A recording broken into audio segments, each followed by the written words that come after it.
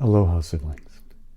In this video I'm going to be doing a bit of a show and tell of some of my CDs. It's not going to be like a large part of my collection or anything like that. It'll just be a few CDs. And I'm just going to, I don't know, tap on them, show you them, and maybe talk about them a little bit or something along those lines. Yeah, well there you go. There's the basic description of what's going to be happening. To appease the YouTube algorithm, please like, please subscribe, click the bell icon, etc., share with your friends and all that good stuff. And okay, without further ado, let's talk about CDs for a bit.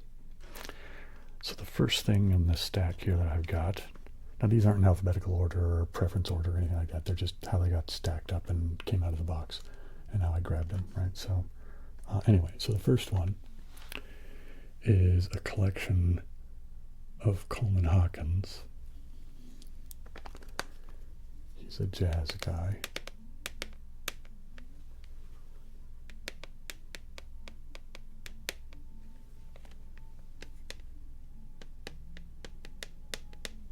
Let's see, I wonder if I should put on my other glasses so I could read some stuff here. He's from the old days, right? He, played bebop and that kind of thing. He played with Charlie Parker, and Charlie Parker, Bird, that guy. He's one of those guys. It's a guy, I'm not a musicologist, and I'm not really I'm not terribly knowledgeable when it comes to musical details and the like. So I'm not an authority. I just know that I like the stuff he plays, and it's essentially jazz. But old school jazz, right? No electric keyboards or, fancy stuff like fusion or anything like that. It's just old school bebop kind of stuff. Anyway, so there you go. That's Coleman Hawkins, right? Oh, and it's a 2 CD thing. I'm going to put on my other glasses so that I can read. I figure what I'll do is I'll read a few of the tracks on it in case any of you might recognize some of the tunes, yeah.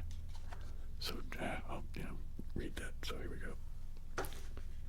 Put on my bifocals that function as reading glasses. The other ones are only really good for the distance between me and the computer screen. So they're like over-the-counter reading glasses. It just happened to be good for me doing, sitting at the computer. These, if I want to have them be good for sitting at the computer, I have to go like that, and it's just really uncomfortable. Anyway, enough complaining about my bifocals. Okay, so the complete Coleman Hawkins, right? So I Only Have Eyes for You, It's Wonderful, I'm in the Mood for Love, Being at the Met, and there's several versions of these. Like in I Only Have Eyes for You, there's 3 different versions, and I guess what it is it's with different bands and ensembles he's played with. That was all from disc 1. So on disc 2, what do we have here? On the Sunny Side of the Street, Battle of the Sexes. I'm not reading all of them. I'm just kind of reading ones that pop out at me. Yeah, let's, that gives you the idea anyway. Too Marvelous for Words, okay, yeah. My Man. Well, anyway, you get the idea. It's old school jazz stuff, right? Do a little bit of tapping again, I guess. A little bit of tapping, yeah. A little bit of tapping. Okay. To the next one. Okay, we're going to continue with the jazz theme for a minute. Got somebody that got some schmutz on them. I don't know. Maybe something got spilled on the box, and I don't know. It's not sticky or anything like that, but it just is like, I don't know, kind of grimy. You wouldn't think. Anyway, yeah. So this is Louis Armstrong. I'm sure a lot of you have heard of him, right? It's a Wonderful World, right, is one of his, he's famous for singing that bit. I'm wondering if that's on here. It has Ain't Misbehavin',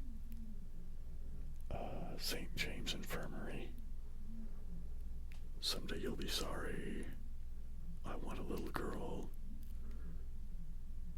anyway, you get the idea. It's all, again, jazz stuff, right? Old school. Old school stuff, man, you know. He's one of those guys that's, again, I'm not really, I don't really know a lot about musical history, frankly, but I do know that he's one of those guys that's just, you know, super impactful. Jazz is the way jazz is, partially due to him, yeah. Anyway, so next, okay, we're getting out of the realm of jazz for a moment, and some 70s, I don't know what you want to call this, prog rock. I know some people consider Pink Floyd prog rock and some people don't. Frankly, I'm not all that, you know, worried about labels, really. I mean, I suppose they're useful when you're trying to tell somebody, you know, oh, you should go look in this section of the record store or something, you know. But, yeah, so, well, anyway, it's, this is called Wish You Were Here, right? And, Shine On You Crazy Diamonds on here, Have a Cigar is on here. Yeah, it's a pretty trippy album. It's really groovy, very meditative in the tone and the way they've done the arrangements. A lot of the stuff is inspired by Syd Barrett, who was their original lead guitarist and singer, but he kind of had a bit of a nervous breakdown. I think the consensus is that he kind of suffered from some mental illness anyway, but did a lot of drugs, of course, and then just had to send him over the edge, I think. And I mean, at least that's the most common story I've heard. Okay, next is following along with some more rock stuff. And it's a double one this time, yeah. Again, yeah. But this is Santana's Moonflower.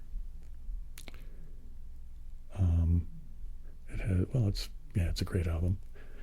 Some Latin influenced rock. I mean, you just call it Latin rock, I suppose. I mean, I don't know. Again, I'm not, like the musical historian guy, so I'm not the best person to, but what's going to be on here that people would recognize? Let the Children Play, Black Magic Woman, Dance Sister Dance, Europa, She's Not There, Fleur de Lune, right, or Moonflower, right? Soul Sacrifice with Head, Hands, and Feet. Anyway. Santana's one of those guitarists that's not necessarily a shred meistery guy, showing off with lots of pyrotechnic speediness. He's just melodically, similar to David Gilmour. I mean, they don't sound like each other, but their approach is very melodic as opposed to being very show-offy, and I appreciate it quite a bit. Okay, going back into the realm of old school stuff, man. Got some old school stuff. And this is, again, it's 2 CDs. And there's this one. And then there's this one. Right, so they're more or less the same thing. So I'll just hold up one of them, I guess. All right, and this is Robert Johnson. I don't know, can you make that out better? Try to... There you go. The complete recordings. And it's got a bunch of stuff in there. And again, there's a couple of versions of each song, right? And Kind-Hearted Woman Blues. I believe I'll Dust My Broom. Sweet Home Chicago, Ramblin' on My Mind.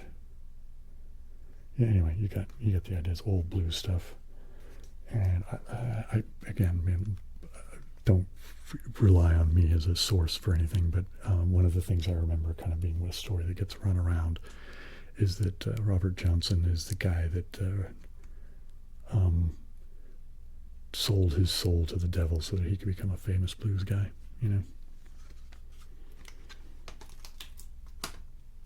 Okay, we're getting more back into the realm of rock. This is Dinosaur Jr. Dinosaur Jr. Dinosaur Jr. I'm not 100% sure, but I think they initially called themselves just Dinosaur, but I think that there was another band named Dinosaur, so they just stuck on the Junior or something like that. I might be wrong about that. If somebody knows for sure, let me know in the comments. This is kind of a, I don't know if you can make it out well enough. I can put it over here a little bit. It's a girl, a young girl, I don't know, she's probably about 10 or 11, and she's got a cigarette in her mouth. I don't know, it's kind of a ridiculously scary picture, isn't it? But they're kind of I guess you could put them into the grunge label. Heavy guitar sounds, big guitar sounds. Jay Mascis is the guitarist and singer. They're a power trio kind of thing. And actually, the only time I've ever seen Nirvana, they were opening for these guys at a place called Iguanas down in Tijuana. Anyway, I haven't done any tapping in a minute, have I?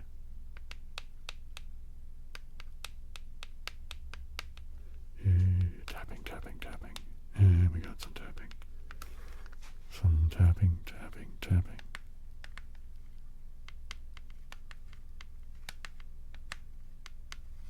Okay.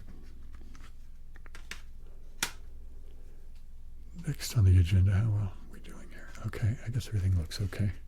It's hard for me to keep track of all my software, the meters and all that kind of stuff, because I have my bifocals on, yikes. Okay, so here's some more crazy, I'm not sure how you want to characterize this band, but they're called Primus, right? I think a lot of you know about him. What's the guy? Les Claypool is their singer and bass player extraordinaire. Yeah, he's a really crazy virtuosistic. That's not. But anyway, he's a virtuoso bass player. He's really crazy, and he plays very interesting things. He has his own style, and it's once you've heard him, you can kind of go, "Yep, that's Les Claypool." But anyway, so they're called Primus.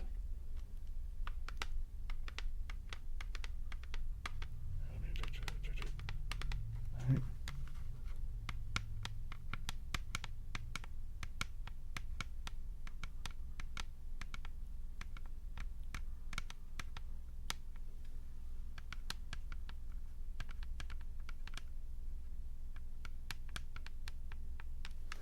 Okay, here's a band. I guess you would just call these guys a punk band. They kind of have that. I don't know. Yeah, I don't know. They've got kind of a pop sort of thing in their stuff, but they're more or less punk rock, I think. Anyway, they're called No Means No, and this album is called Wrong. And I got to see these guys in San Diego at a small dive bar called The Spirit. It actually was a place that when I was in bands we used to play there. They're a crazy good band. Again, power trio kind of thing.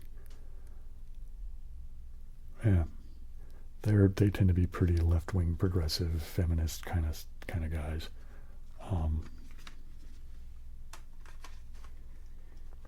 What's this here? Oh wow, this isn't mine. Why do I have this? I can't remember who owns this. So somebody left a CD at my house and now it's mine. A long time ago. Here, that's, well, you can't really see that because it doesn't have the... Anyway, so, and the word was Genesis, right? Does it say anything about anything on here? Well, anyway, I'm not even sure I know what's on here, to be honest. But anyway, there's a Genesis disc, I guess. This is a Sub Pop compilation that I bought ages and ages ago. When would this been out? I want to say like the late 80s or maybe early 90s. I'm not sure. So we have it. Oh, the thing is broken. Yeah, 88, I guess. Okay. But what's on here? A band called Tad is on here. Nirvana's on here. Mudhoney. I really like Mudhoney. I think they're more. I think they might be my favorite grunge band, as it were. Although I like Soundgarden a lot too. But anyway, there's the cover. It's a weird thing, right? Sub Pop 200. Who else is on here? Screaming Trees is on here. Blood Circus, Fastbacks, The Walkabouts. Anyway, yeah, I mean, I don't know how many of you guys are going to be familiar with any of these old-time sub-pop bands from back in the day. They were a label out of Seattle, if I remember properly.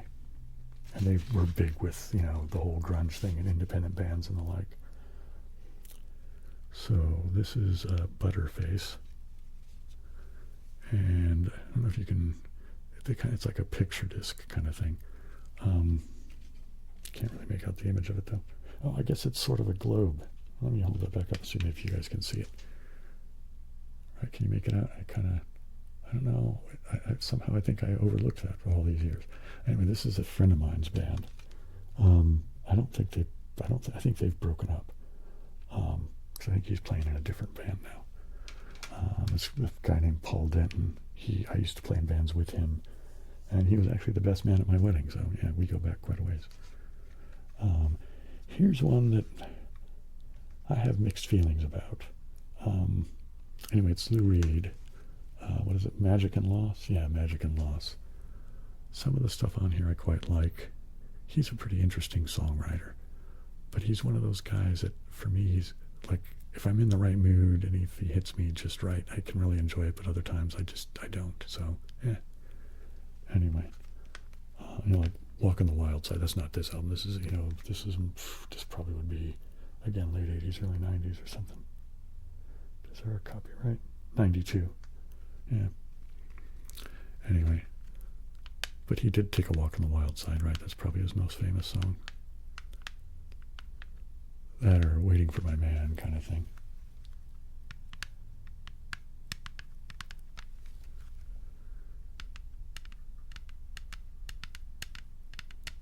Yeah. Okay, this I bought because I kind of bought it on a whim. I didn't really know much about these guys, but I had heard a song of theirs and I didn't remember it all that well, but then I saw them and it was like,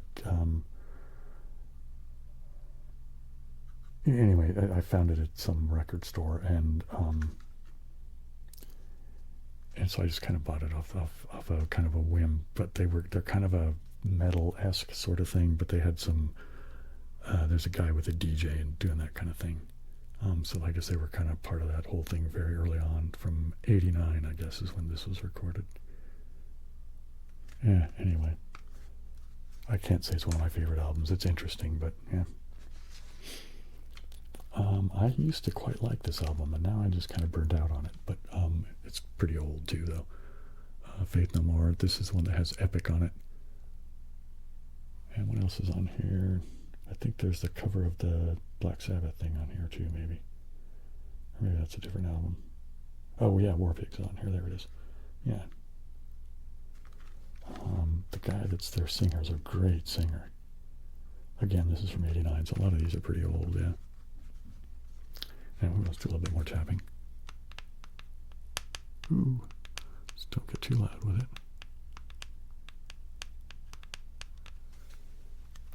Do a little bit of whispering over here while I do some tapping, yeah. Here we go, yeah. All right. Faith No More, right, there we go. And what do we have here? Oh, Living Color, the album Vivid. This is they're an African-American bunch of guys, and they formed a hard rock band that I really quite like, but I don't know whatever happened to them. They seem to have kind of just dropped off the world. Or their guitarist is this guy named Vernon Reed, who's really, really pretty crazy good. Anyway, so this is Living Color, right? And yeah, I think probably their most favorite hit is Cult of Personality. Yeah, but there's a lot of good songs on here, though. I would recommend it if anybody wants to go check them out. if for nothing else, the band is a really, really good band, and the singer's a really, really good singer. Even if you're not into the material and the lyrics or any of that stuff, right? They're just a really good band. And here's another no means no. I like the wrong one better. Not that that's not the wrong album, but the album title's wrong, right? I really quite like that one. This one's just kind of okay, so. Yeah, anyway, let's do a little bit more tapping here. Because we're getting near the bottom of the stack here. So I think maybe I'll spend a little bit more time doing some tapping. Maybe a little bit of whispering here. I know a lot of you like my whisper, and I don't really do it enough, I don't think, for, and I think I'm going to try to remember to do an occasional whisper-only video.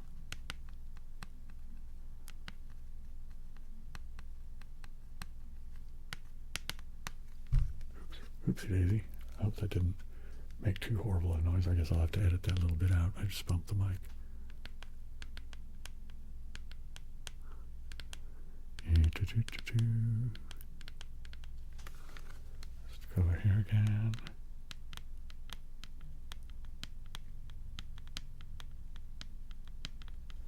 Okay. And another Primus album. I think this one came out much later than the other one. This is called Sailing the Seas of Cheese, right? And it looks like a bunch of stuff in a sea of Velveeta or something, you know what I mean? It's crazy. But again, they're just, I don't know how to describe them really. They're they were part of the whole indie / grunge thing in the 90s, early 90s. But they're not, I don't think they count it. To my mind, grunge isn't a really good descriptor for them. But they kind of, everybody I knew that liked grunge also liked Primus, you know what I mean? It's kind of that sort of thing. And here's a more or less sort of a punk, post-punk, hard rock, I don't know what you want to call them really. I think they're out of Canada. They're called Voivod. And this is okay. They have another album that I'm having trouble remembering the name of right now because it's not in this stack, but I prefer it to this one. But they kind of have their own sound. Yeah, anyway, so if any of you guys know about Voivod.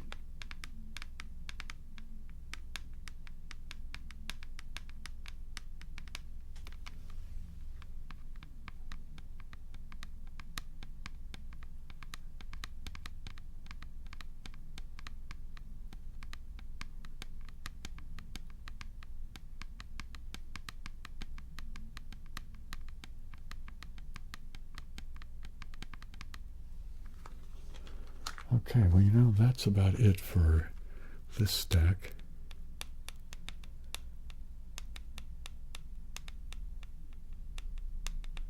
So I guess I'm going to start winding down here. I'll do a few more minutes of just some general sort of whispery nonsense and doing some tapping.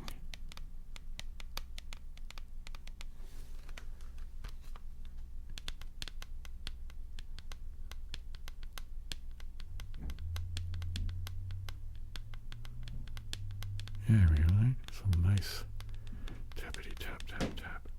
A little bit of a whisper to go with the tap, tap, tap. Here, I'll tap over here and whisper over here and tap over there. Yeah. Okay, here we go. Oops, don't bang the mic spill. Do a little bit of whisper over here while I do a little bit of tap over there. Yep, yep, yep, yep, yep, yep, yep, yep, yep, yep. What are some words I like? Catatonic. That's one of my favorite. Catatonic. Let's do this again over here. Catatonic. Catatonic. Catatonic. Do do do do do. Here I can tap into do do do do do do. Do do do do do do do do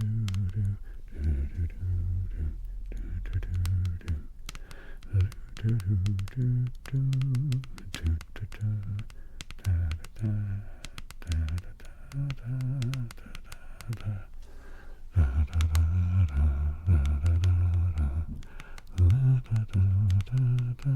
you go.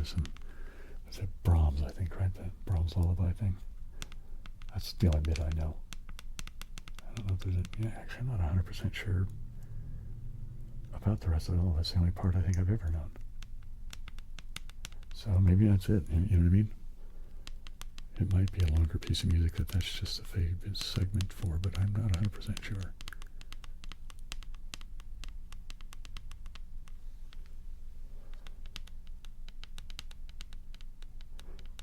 Sometimes tapping like kind of lightly, but that kind of weirdly, I don't know what you might call it. It kind of makes me think of, I don't know, kind of like drops on something. Maybe not exactly like raindrops or something, but I don't know. I quite like it. So I hope you guys like it too. I mean, I can only go by what I think is tingly, and hope that some of you find similar things tingly.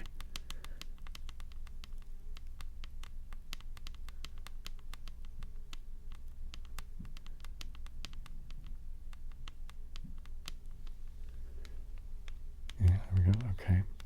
I think I'm going to go ahead and call this video.